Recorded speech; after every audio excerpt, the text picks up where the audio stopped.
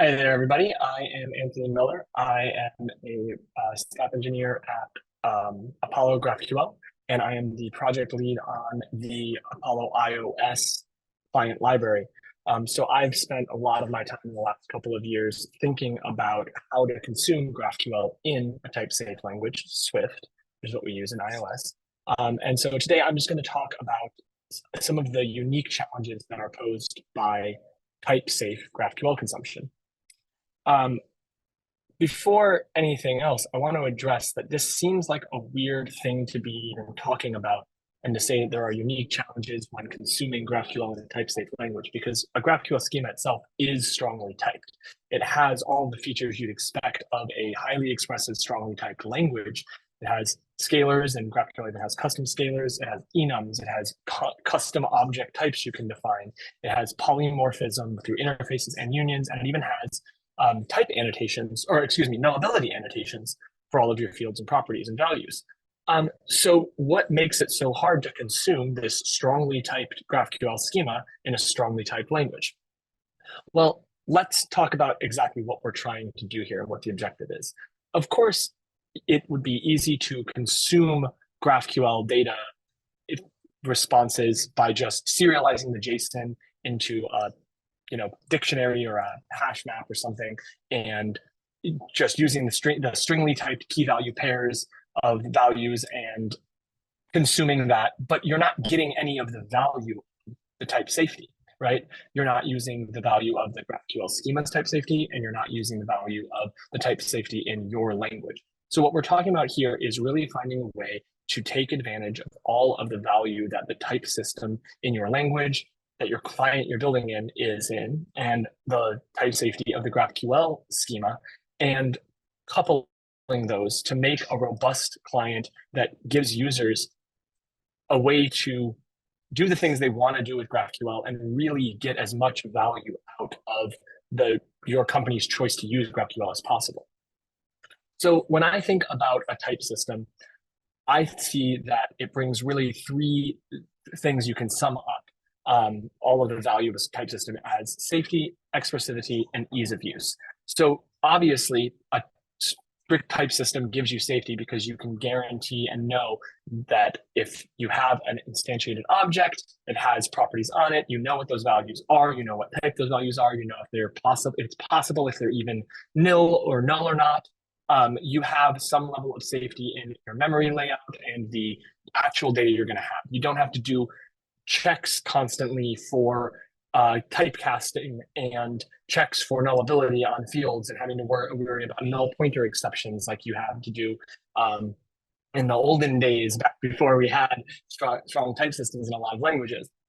You have expressivity, which on top of the safety that is provided, it allows you to, as a developer, to reason about what you're using in a much easier way. You can see what data you expect to have. You can see what your objects are expected to be able to do, what their capabilities are, and how you can consume them in a very localized, contextual way. And both of these together really combine to give you a lot of that ease of use. But the point of a strictly typed language is to provide all of the things that developers had to do manually, both mental overhead and in writing code that did all of these checks for nullability and type inference for you. The compiler can do a lot of these things for you and make your life easier. But at the same time, type systems also can make it harder to do certain things that you want to do. And sometimes they can get in the way of developers doing what they know they should be able to do, but the compiler won't let them. So you really want to think about safety, expressivity, and ease of use when you're building, I think, any client for any sort of framework or library for a type-safe language in general. But specifically here, when we're talking about consuming GraphQL, these are the objectives that I'm going to continue to refer back to throughout this. So when we build a GraphQL client, in order to achieve these three objectives, we really need to map the concepts of the GraphQL type system to those concepts in the client's language that you're building in. And to do this, most GraphQL clients operate on type-safe generated models. So we have safety, expressivity, and ease of use equals generated models or generated GraphQL definitions, meaning that we are going to build models that are generated from your GraphQL types in your client's language to give you all of this functionality and give you all of these things that take advantage of the GraphQL schema's type system and type safety. Now you'll notice here that I have generated models or generated GraphQL definitions. I do want to just call out that alternatively, there are some GraphQL clients out there that have flipped this paradigm on its head.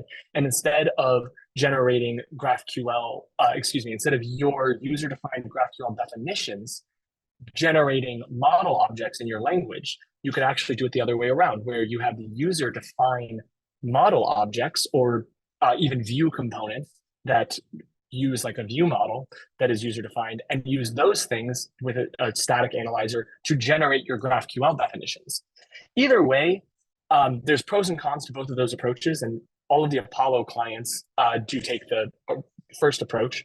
But either way, you're going to deal with many of the same challenges. Whether you are generating the models or you're having the user type the models out, the concerns and decisions that you make about what those models look like to provide both the GraphQL system the information it needs, and the user the type safety and expressive models and hook points into interacting with their GraphQL data that they want, you're going to need to design that the same way. Whether you have the models become generated or the model be defined by the user, you really want to think about the same concerns here. So what are those concerns? Well, I'm going to, for the next about hour, talk through a couple of examples of some of the biggest challenges that we faced when we were designing the Apollo iOS client, and how those apply to other languages as well. But first, we're going to summarize these 5 basic challenges that I want you to keep in mind. We're going to refer back to these as we go through some of the examples and the decisions that we've made. Number 1 is partial data. So you have to understand that with a GraphQL schema, a client is always just fetching partial data at any given time. And we're going to go into a little bit more detail about that in a moment. Polymorphism. So abstract types in GraphQL have a lot of power, but those don't always map one-to-one to the way that polymorphism works in every individual language. There's a lot of semantics about how typecasting works, how generics work, how memory layouts work. So you have to consider not just the fundamental functionality, but performance of how polymorphism affects the actual ability for your models to work in an optimal way. You have to contend with schema changes. And I actually gave a talk about this at GraphQL Summit last year, and I'll be referring to this throughout this talk today. So if you're interested, I'll post a link to that talk at the end here if you're interested in learning more about that.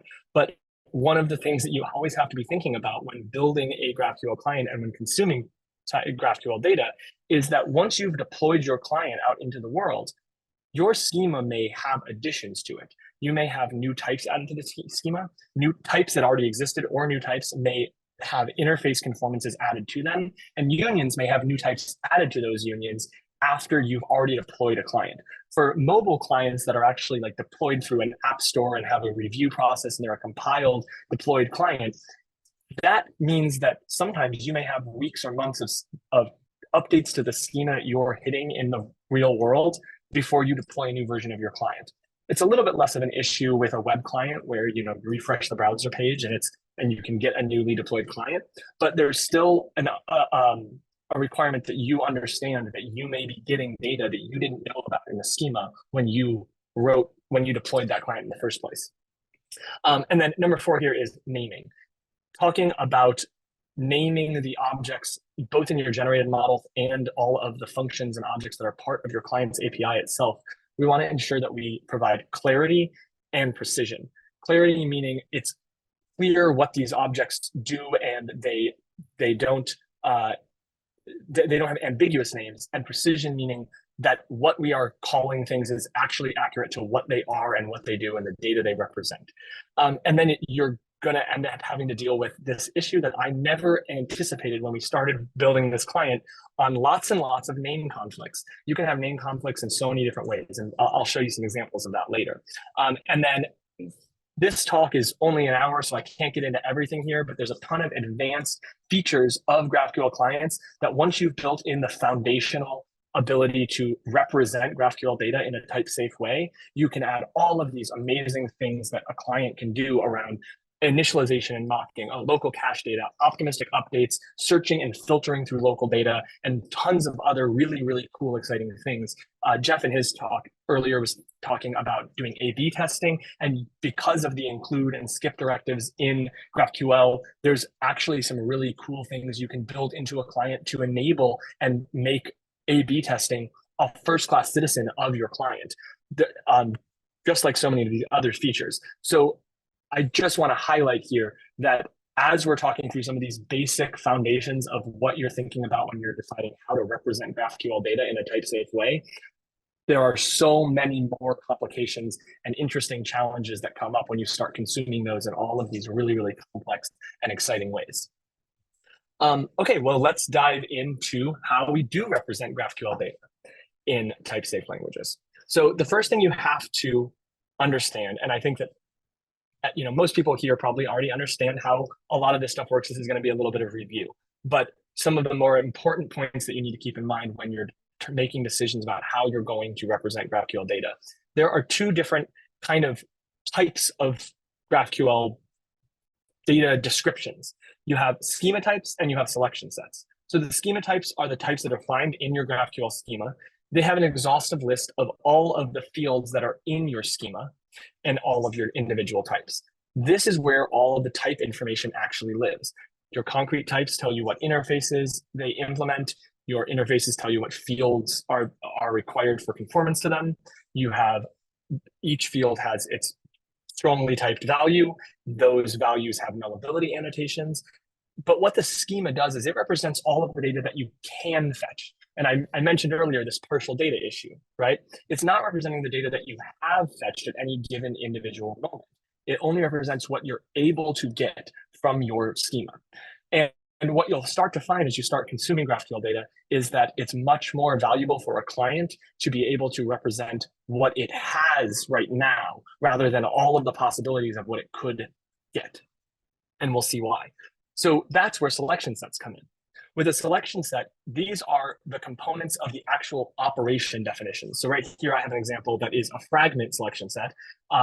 Selection sets can be fragments. They can be part of a query operation definition. And there's actually multiple selection sets even right here. Right here, we have a fragment selection set on a dog that has the ID and species and owner field selected. And then this is another selection set on the owner, which is of the human type in your schema, with a single selection of the first name field, right? So you have multiple different nested selection sets. Selection sets can be inline fragments, they can be named fragments, they can be selection sets on child types. But all of these together are indicating what data is actually being selected from your schema types. And we have to combine the selection sets indicating what data we want to or expect to have at any given moment with the type information that is on the schema to really even start to get a picture of what we know we can represent as a strongly typed GraphQL model when we are consuming that data. So let's talk about building out a representation of GraphQL types. When we were building Apollo iOS 1.0, we started thinking about how we would do this. And one of the easiest, quickest ways you would think to jump to would be representing your schema types. You already have, I'll go back here, this schema type that has all of the type information right there for you. Can't we just map this exactly as it is into whatever language we're going to be working in and build models that represent those schema types? Well, you can, and this is kind of what it would look like. In this case, you have a model that represents a single entity. And what that means is that you can have one model for dog that is used across many different operation definitions and fragment definitions throughout your application. But one thing you'll notice here is that in this model, all of the fields are optional.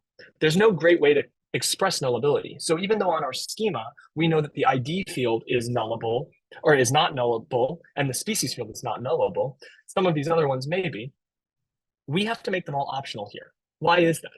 That's because this doesn't have any understanding or context on what your actual selection set that you've been executing and to get this response data back has on it. You don't know what fields you actually expect to exist. So whether a field is nullable or not, you don't know if you selected and fetched it. Everything has to be optional at all times. So in a language that has strong nullability annotations in it, representing your response data as schema types is already almost untenable. It makes it really difficult to reason about your code. It adds a bunch of mental overhead. Imagine you were trying to use this dog class in a view component, and you were looking to try to, use the human name field, and it was nil, and you can't figure out why. You don't even have context on what operation was fetched that gave you back this object that you passed down your component tree to the view component you're using this model in. You're going to have to dig through and look through, code, or pause something in the debugger and look through a stack trace and try to figure out where you are, to figure out what operation you need to add additional fields to. And when you change your operations, you don't get any build time or compile time feedback that tells you that this field that you expected to be there just isn't. You're not going to know that until you actually run something and probably hit a bug or even a crash in your code. And you're going to end up having to have guards on all of these nullability checks throughout your application to make sure that all of the fields that you have are actually, that you expect to have, are actually present. And what we've found with things like this is that we generate models, and then users end up writing their own manual view model that they initialize using our generated model, and then doing validation that the data they expect to be there is there and in the proper shape and order. Well, what's the point of generating models if you're going to then manually write new models to wrap them anyway? So we started to move away from this very quickly. So then we thought about the other side of this. Okay, representing our types through selection sets. This seems to make a lot more sense. Now, in this situation, I think one of the big cons is you're representing your models from operation definitions. What do I mean by that?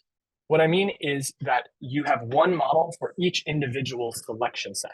And that means that if you have multiple selection sets throughout your application that are fetching the same fields on the same objects, you're going to get some generated code that is pretty repetitive and redundant, right? So I think the biggest con here is that you end up with more generated models here, but you get models that are much more expressive and give you context locally of what you expect to have and how you can use them at that moment. You can express nullability correctly here. You see that the ID and species field, because they were selected in this fragment, are there, and they are non-null fields. So we know if we've gotten this fragment back, we're going to have those fields. The owner field, which is nullable, is there, and that's actually expressing the nullability from the GraphQL schema properly, rather than with the schema types where all of the fields are nullable either way. And then you can see we also here have a nested selection set for that owner, which is of the human type, and that has its first name field. Now, the human type itself may have many different fields that exist, but here we are only including the fields that have been selected. So by omitting all the unselected fields, it's very, very clear what data we expect to have and have local context on what we are able to do with this. That means that if we said, oh, hey, I actually really need in my view component the last name field, we can quickly see this is the dog details fragment. We can go to our dog details fragments GraphQL definition, and we can add the last name field to that object and regenerate our models, and you get that field there. You know when something you want isn't there, you know when it is there, and you know exactly where the source that is generating this model is coming from in this situation. So for this reason, representing GraphQL types in your client through selection sets is a lot more powerful in many ways. Okay, moving on here. This is kind of just our first aside here. We're going to talk about naming conflicts for a minute. So we start representing these types. We build these selection set models. Everything looks great. We've solved the problem. This is something that our users are going to love, and we're going to be able to represent data in a way that's strongly typed and very clear to the user. What happens here? So the first time that this actually happened was in a model that we had generated. I didn't anticipate that this was going to be a problem until we had already built this thing and it wasn't working right. We have this fragment dog details, and we have on here, say, a predators field and a friends field. Now, if we look, both predators and friends on the schema are a list of animals, okay? The predators field, we are selecting the species field. The selection set here has a species field. And for the friends, again, on the same animal type, but it's a different selection set. And in this one, we're not selecting the species field. We're only selecting the skin covering field, which in this schema is an enum that can be like fur or hair or feathers or scales. So when we generate our models, what do they look like? This is an example of what in the first iteration of our Apollo iOS clients generated models, this would look like. Do you see what the issue is? This is not going to compile. And the reason it's not going to compile is because both predators and friends are a list of this nested animals model, but we have two different animal models. They're going to have a name conflict here. You can't have the predators and friends both being this animal struct that has different fields in it. We don't know which one it's pointing to. You're just going to have ambiguous type names, and a compiler error pops up immediately. So how did we resolve this? This one was pretty easy. It started off pretty straightforward, and then it gets a lot more complicated as you go. So what we did is we realized that instead of representing these nested types as the actual underlying type from the schema, we are representing them now using the name of the field. So it allows us to have two different ones for each of these different fields. And this is always compatible in GraphQL because you can't have two fields with the same name in the same selection set. So we know that even if you have two fields that have the same type, we're going to name them based on the name of the field. And that was really great, but it gets more complicated because, as you can see here, we have a field named predators, but it's a list field. So we needed to do some depluralization here, or singularization, I guess, in making the actual name of the struct predator. Same thing with friends. This was great, but it's not always as easy as just adding or removing an S from the end. In different languages, plurality can be very, very different. But even in English, you may have certain words that are pluralized with an I, or words like goose and geese that are pluralized in very specific ways.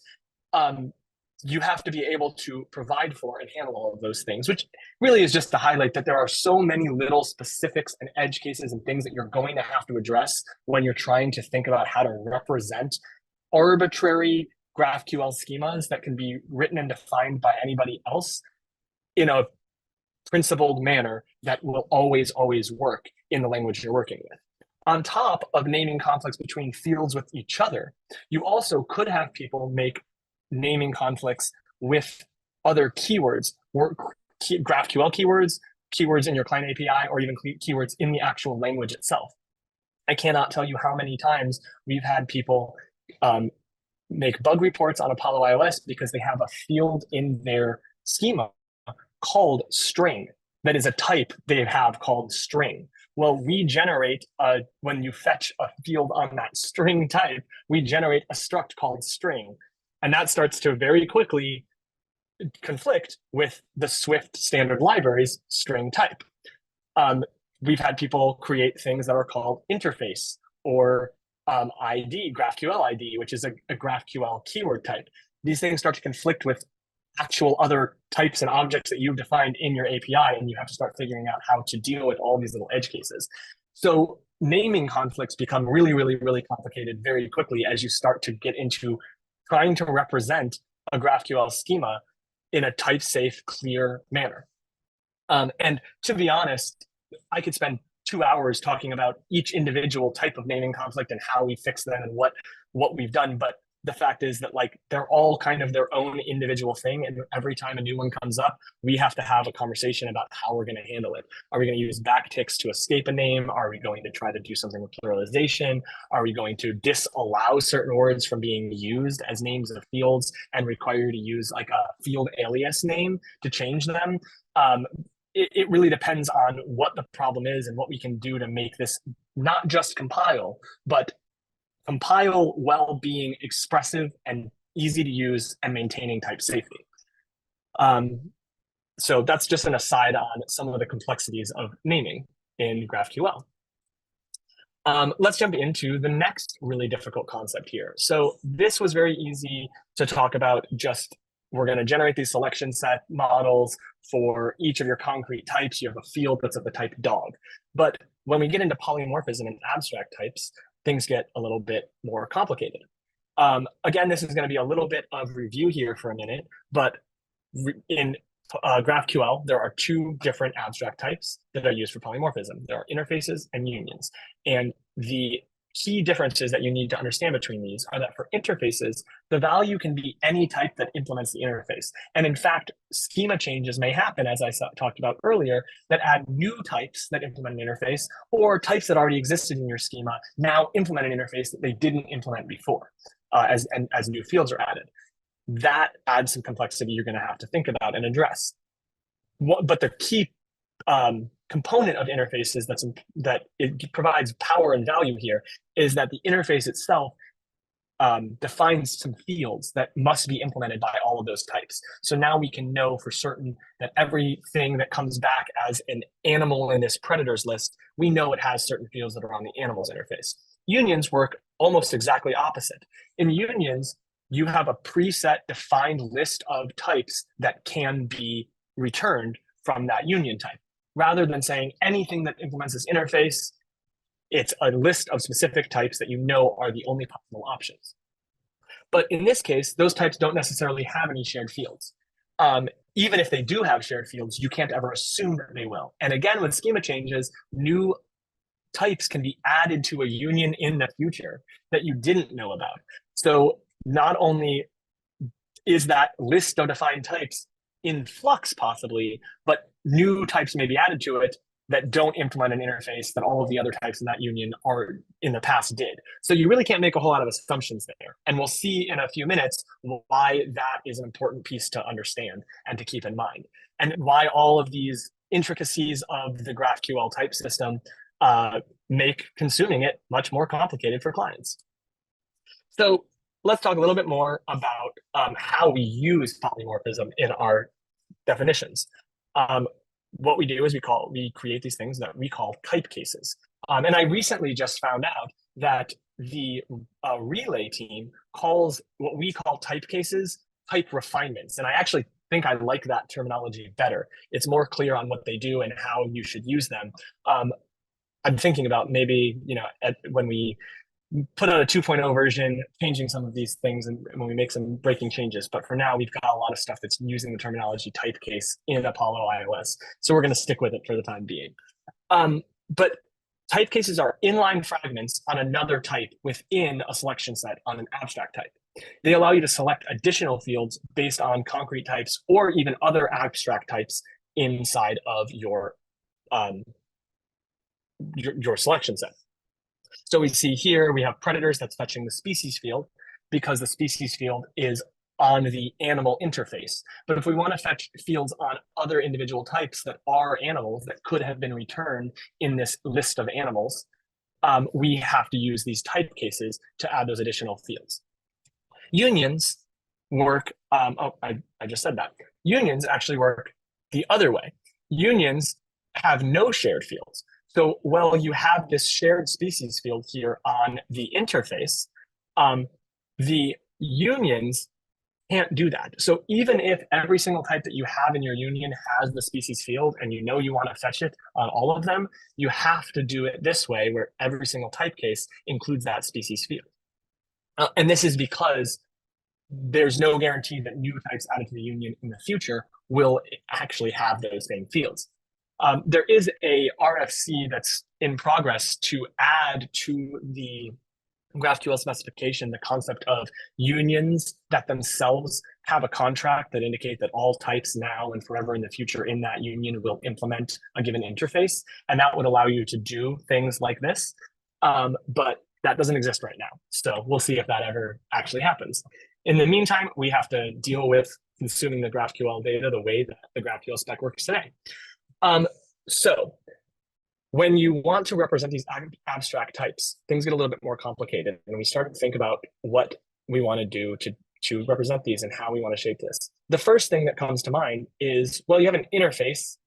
It's an interface or a protocol. In Swift, we call them protocols. Other languages call them interfaces, but it's an abstract type, right? It seems like a great mapping. And like we said, when you're creating a GraphQL client, what you want to do is map the concepts of the GraphQL schema type system to your languages type system. And this seems like a one-to-one mapping. It seems very intuitive, but very, very quickly, this starts to break down. It doesn't make a whole lot of sense.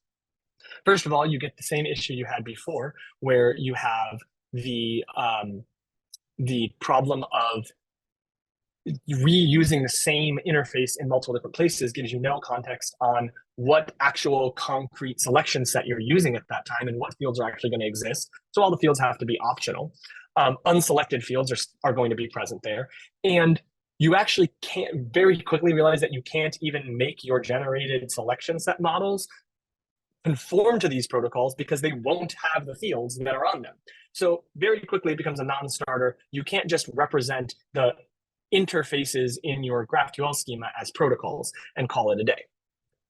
So that brought us to another idea here. Well, what if we created protocols for each individual selection set that is being fetched of that interface type? So in this case, we have the predators, and we have a interface for the predators in the dog details fragment that is of the animal type. Well, not every language works the same way, but in Swift, protocols cannot be nested inside of other types for namespacing. So you end up having to do these long underbarred names to make it very specific to a specific selection set. And you can imagine as soon as you get like 2 or 3 or 4 levels deep here, these names become incredibly long and complex, hard to parse, hard to reason about, lots of duplicated text here. And it's not only not pretty, but it makes it not expressive and not easy to use. And you're violating what I've defined as my core objectives when developing a framework in any way. So that doesn't seem great. On top of that, you end up having to have concrete structures for each of the actual concrete types that then conform to the protocol. And what happens when you have another type added that isn't one of those? Heck, it may not even be a new type added to the schema. It may just be a type that already existed that implemented the animal interface, say, but we weren't selecting individual other fields on. Let's say a snake type. Well, if the server sends us back a response with a snake, an object with a type named snake, we don't even have a structure here to initialize for that unknown type or that arbitrary type. So now you would have to have basically an n+1 number of structures at every single level that implement those interfaces. This just becomes untenable, and it doesn't really provide a whole lot of value to the user anyway. We could have gone with enums, and I'll say that maybe those make a little bit more sense for unions than they do for interfaces in the first place. But at least in Swift, interfaces have enums have very, very cumbersome syntax. They're difficult to work with. They're difficult to unwrap the values in, and they are defining in all of the specific cases. The whole point of an enum is that you have a list of defined cases. And again, it seems like that would be a one-to-one mapping to the concept of a union, which we already said. But as soon as you start thinking about schema changes, this is broken as well, because you have an enum that has specific individual cases in it. And what if your union ends up getting a new type added to it later? Do you have to have an unknown case that you add to all of your generated unions and have the user have to handle and address the case of an unknown when 99% of the time they know that there's not going to be one? It becomes really, really complicated and frustrating, and you can either make sacrifices on safety or ease of use to make those work. So we thought hard about this, and we dug in, and we came up with some other ideas. And I say we as if this was the first time anyone ever had these ideas. The Apollo Kotlin library, and in fact the old Apollo iOS legacy library before 1.0 did things very similarly in a lot of ways, but they also deviate and did some stuff, especially in Kotlin, that is more specific to the way that the Kotlin language works and the semantics and conventions of the developers that use that language. So what we ended up with was something like this. We decided to do something that's, I think, kind of unintuitive. We're representing the abstract types in your GraphQL schema as concrete selection set models. So we're taking the abstract and we're making concretions instead of abstract types for these. What that means is that this predator, we just have a structure for it that is representing one-to-one what your operation definition looks like. And this is concretely the predator type. It could be animal, but we were talking about naming conflicts earlier, right? Why we name this predator. can hold any animal in it. So every single animal that's in your list on your response, it's okay. They all just go into this predator struct, and they all have their species field. And then for those type cases, to represent the actual value of the abstraction and being able to select the individual fields in those other type cases, we use optional computed properties with additional generated models for those type cases. So you see that that dog and bird type case inline fragments become their own models here. We called them as dog and as bird, and we have optional computed properties for accessing them. So once you have any individual predator, which could be a snake or a bird or a dog or any other number of animals you could think of that would be in your schema, you always can just access the species field on them. And if you want to access more information, or you want to confirm if they are of a type that you have defined a specific type case for, then you can call this as dog or as bird to get that additional information.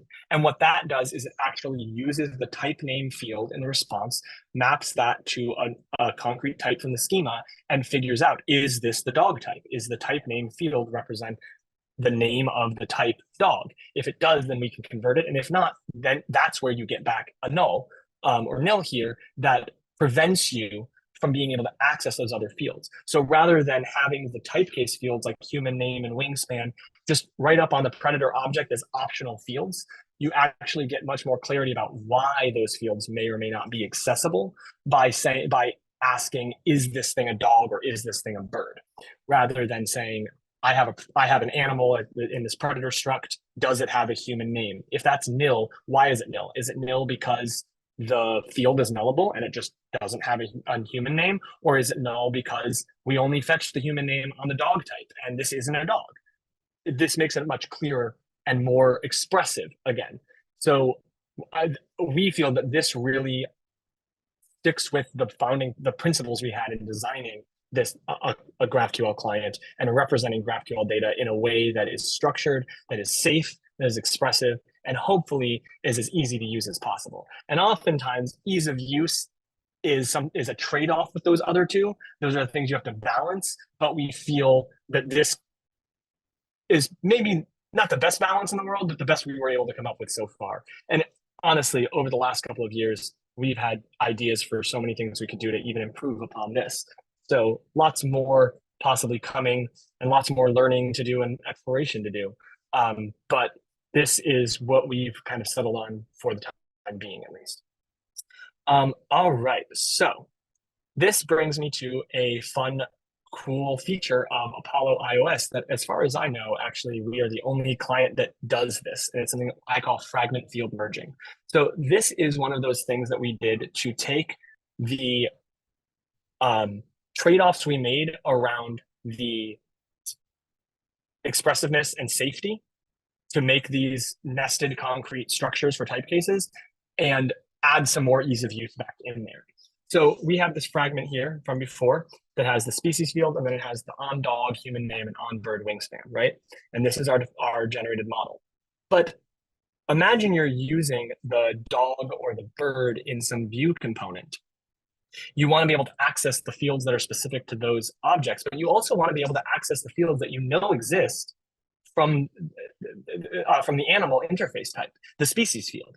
So just because you have the as dog and the human name doesn't mean that you don't care about the species field anymore. Perhaps you still need to use that. Well, you're either going to have to hold on to both objects, the predator structure and the as dog structure, or you're going to end up, which is what tons and tons of people did for a long time before this feature was introduced, is create your own model that you initialize using the generated models that ends up having all of the fields that you actually wanted to have. So if we're generating models and then people are having to create their own view models that actually like represent the data they want in their view components, I'd say your generated models have kind of failed there. So what we've implemented is something called fragment field merging, where we've made some smart choices on where we can recognize fields that should be merged into other fragments. So in this case, what this looks like is we just merge the species field into both of those fragments. Now on any predator, you already have the species field, you can access it, you can get it. But if you have the as dog or as bird, not only can you get the more specific fields there, we've merged that species field in.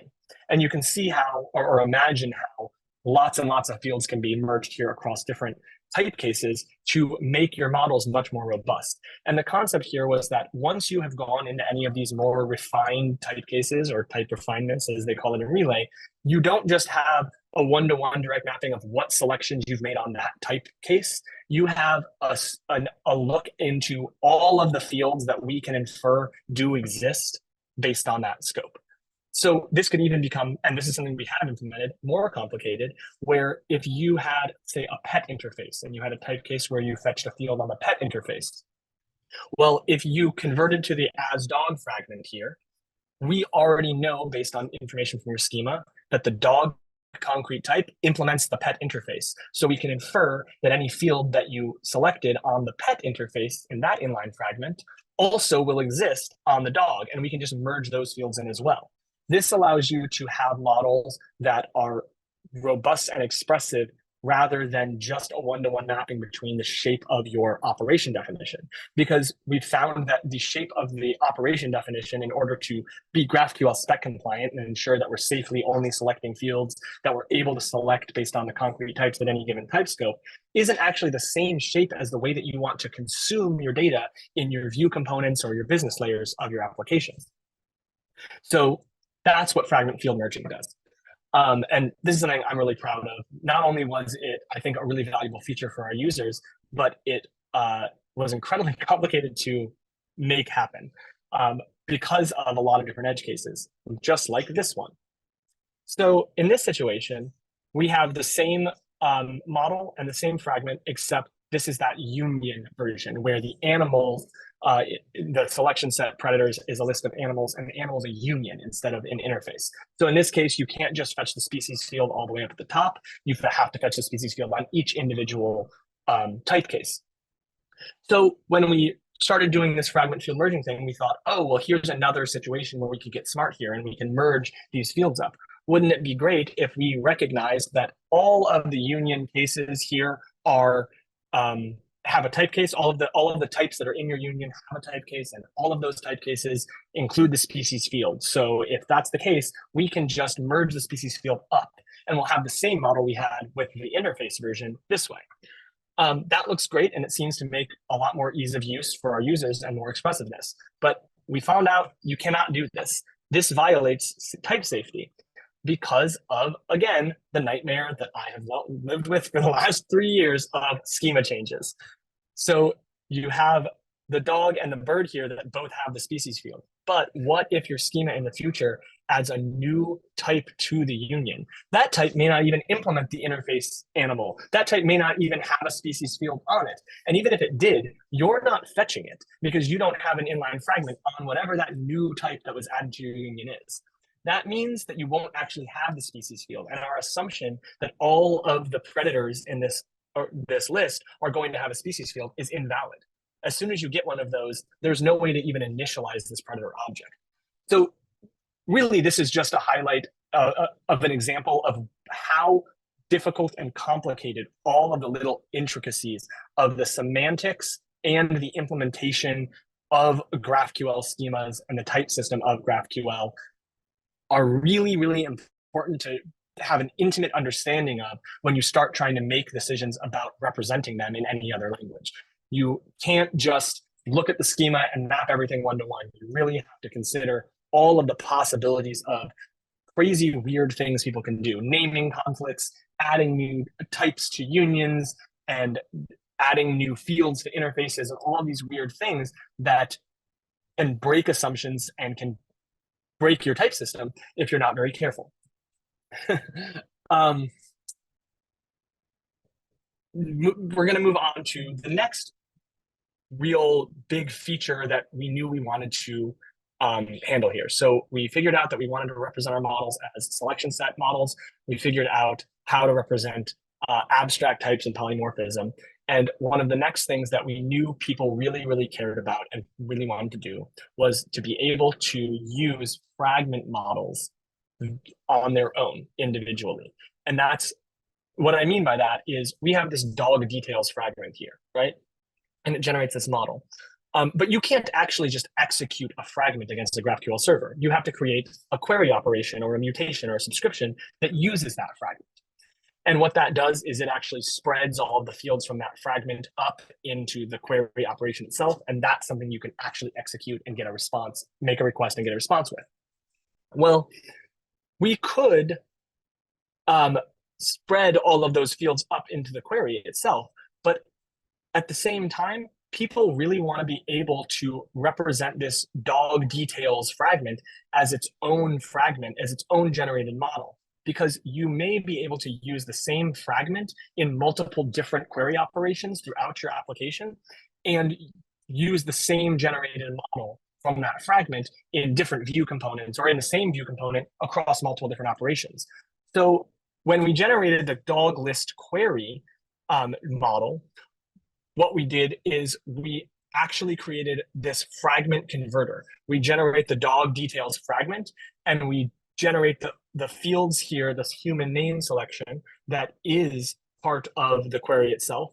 And then we generate a converter that you can call dog details and get the dog details fragment. This means that if you have 10 different queries throughout your application that all use the dog details fragment, you can use one shared model here with all of those operations, and everywhere that is using that model can receive its data from any of those operations throughout your execution and networking pipeline, allowing you to decouple your view layer and your business layer from your networking layers.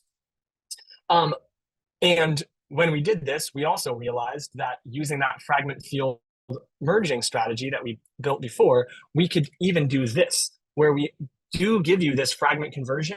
We generate the dog details fragment, but we also are able to recognize that all of the fields from the dog details fragment are being spread in here, and we generate them specifically also inside of this queries response objects. So now you do have some more duplicated code in your generated models, because most of this looks just like what's in the dog details fragment, but you increase your ease of use and your expressivity, and you are able to look at this query and know immediately what all of the data that you are able to access when you've executed this query is.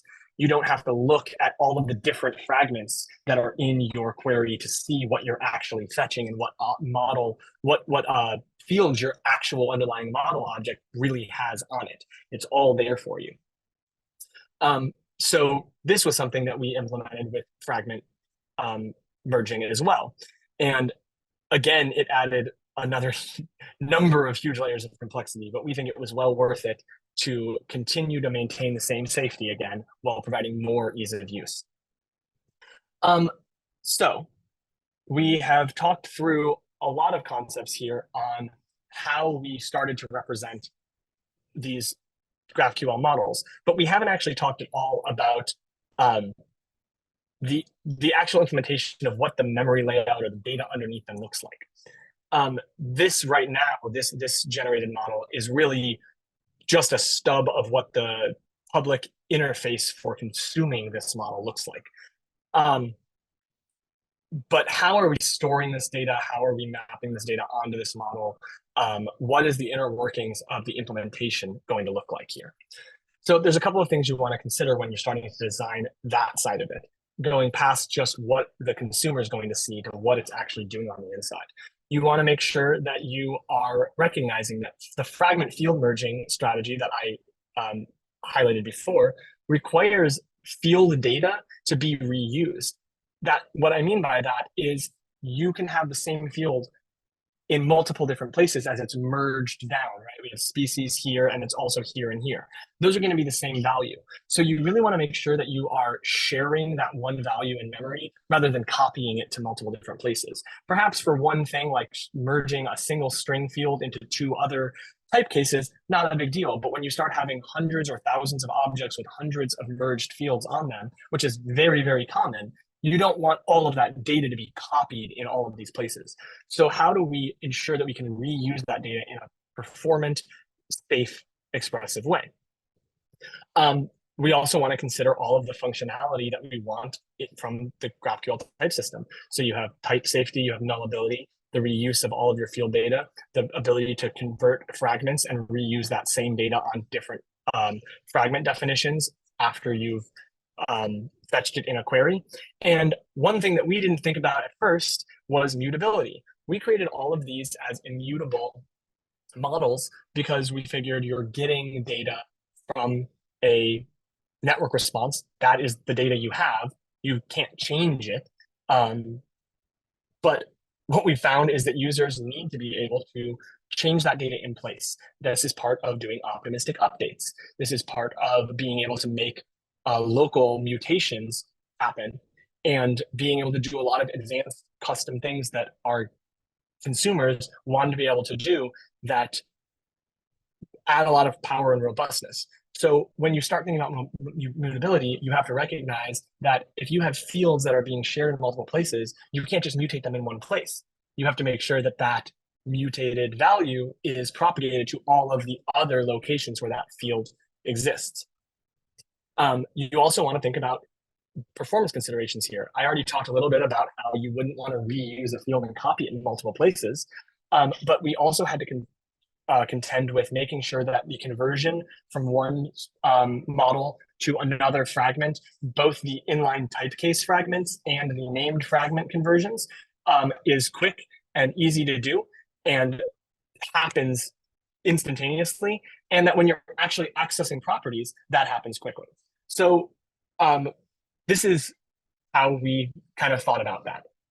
The first thing that you have as a possibility is making it stored properties, which is what this model right now would look like. The ID, species, and predators field, the species field on the predator object, and the species and human name, species and wingspan, all of those fields would be stored properties. And what that means is you're going to get that memory reuse. You're going to have all of these fields being held in multiple different places.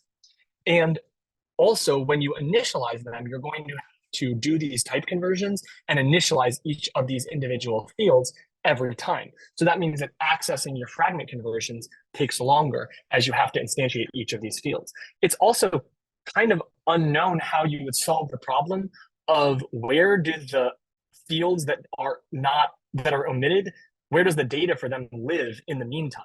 If you have this predator struct that only has a stored species property, where does the values for the human name and wingspan field live in memory until you call the asDog type case converter? Well, what we've done to solve these problems is we've created something we call data dict.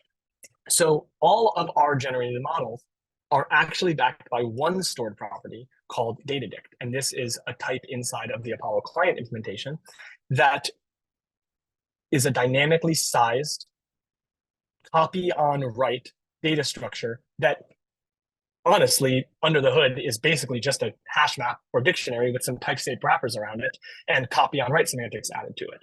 But what this does is it allows us to take all of the data that represents an object and hold onto it as the single stored property that is dynamically sized and is guaranteed to only never repeat or be redundant in memory usage and only allocate the memory that is necessary for the object as it does exist. If it doesn't have a human name because it's not a dog, the data dict doesn't have the human name. If it has the species field, we know we're going to have the species field in that data dictionary one time. And that same data dictionary is going to be passed around between all of these objects.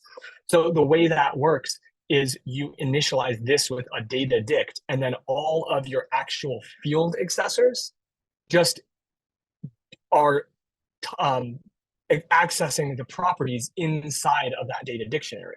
And now what this becomes is a series of generated models that are really just a scoped view into that data dictionary. So you have the same underlying data for that predator, whether you see it as a predator or as dog, it's the same data.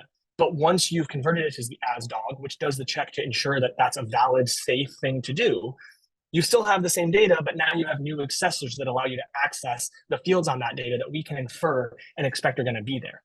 It provides quicker, safer, easier ways to do all these conversions, because the conversion is literally just instantiate a new value with a pointer to the same exact data dict storage as the one before, and you're only initializing one stored property every single time you do a conversion. This is the same for type case conversions as it is for named fragment conversions. You're just passing the same object around. And when we implemented this with copy on write, rather than as a regular value semantics object with just straight up copying the entire dictionary every time you passed it around, once we implemented copy on write, we got an 80% additional improvement in the time it takes to convert fragments. So we've created something that has a guarantee of only having memory allocation of the actual necessary size to hold the data that we have. We've guaranteed that we can quickly and easily convert to all of the different scopes, and we've maintained all of the safety and expressivity that we had with those type safe models without having to have stored properties redundantly all over the place. So this was one of the kind of tough challenges that we took a lot of time struggling with. And I actually think the Apollo Kotlin client does things in a bit different way than this. But this is one example of an approach of how you can handle this and what we're doing in Apollo iOS that really shows just how complicated and how many different concerns you have to think about when you're representing this data. It's not just the API of how you represent it, it's also the actual implementation of where is data being stored in memory, allocated, initialized, and passed around as you're doing these conversions. So that's all I have today, but there's tons and tons that I didn't get to cover.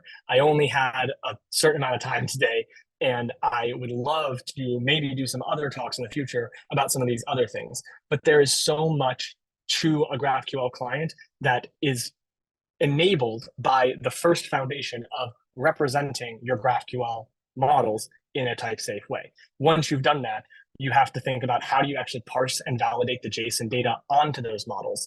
How do you initialize those models for local data? How do you handle normalizing data in the cache so you're not just getting data from a network response JSON and putting it onto those models, but you also may have cached data already there? How do you do optimistic updates, manual cache mutations? How do you actually create the HTTP request, handle input arguments, do multi-threading, and deal with multi-part response handling, which allows you to use new features that are being implemented like defer, where you actually have models that are getting their data in a stream, one piece at a time. How do you implement that? How do you handle testing, allowing these response models to be mocked, stubbing network requests, seeding data into the cache for unit testing, and tons of other features that we haven't even implemented yet, but we've been imagining and thinking about for years. There's so much more to cover and so many things that you can do with a GraphQL client, but all of it relies on having a strong foundation with a representation of the actual GraphQL types in a way that gives you all of the safety that you are guaranteed everything actually is there when it says it's going to be there, and isn't. If it's not there, there's no way to try to access it. While also providing a robust API that allows users to consume it in the language that they want to use. So lots and lots of exciting things to think about for the future there. And that is what I have for you today. Thank you so much. There is a link here to that talk I referenced earlier that I gave on schema updates, if anyone's interested in that. And we can also post that in the meeting notes. Thank you all.